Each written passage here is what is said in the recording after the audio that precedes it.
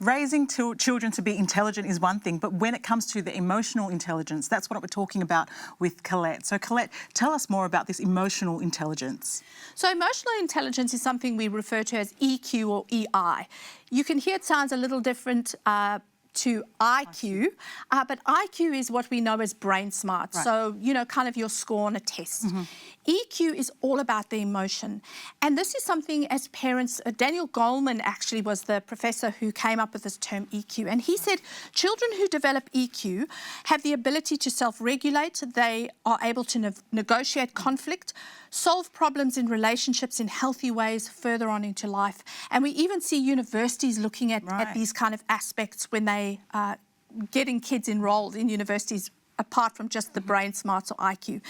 And so I think it's really important as parents, we often look at happiness as the ultimate emotion. That's the emotion that we always aim for with our children. Now, none of us want our children to be sad, but when our children are emotionally rounded or emotionally intelligent, we actually allow them to process all of their emotions, experience all of their emotions. That's the richness of being human. And so when our children process things like sadness and grief, that's very appropriate in some settings. And anger in some settings at bullying or injustice is completely appropriate. It's just how you display that anger or the sadness that is important. So don't lash out and hurt a sibling because you're sad, or don't hit a classmate because you're angry at something. It's teaching children to do it and process it in healthy ways. So how do we harness that emotional intelligence in our kids? So the processing is really letting our children verbalize, letting them talk about what's going on. Now remember, in the heat of the moment when children are deeply sad or very angry, exploding, that's not the time. That's when emotions are just really raw.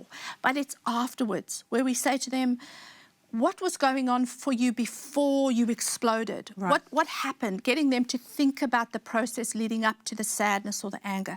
Then what could you maybe do next time that would be more helpful or kind and didn't hurt your sister or didn't hurt the dog for that matter? What can we do differently? And then when they do something well in processing emotions in a healthy way, we say to them, how can you do more of that next time? So it's really getting them to think about their emotions and then the resulting behaviours, but not suppressing their emotions. It's about dealing with our emotions in healthy ways. Okay, thank you so much, Colette, for those awesome tips. I hope that's helped you to raise emotionally intelligent children.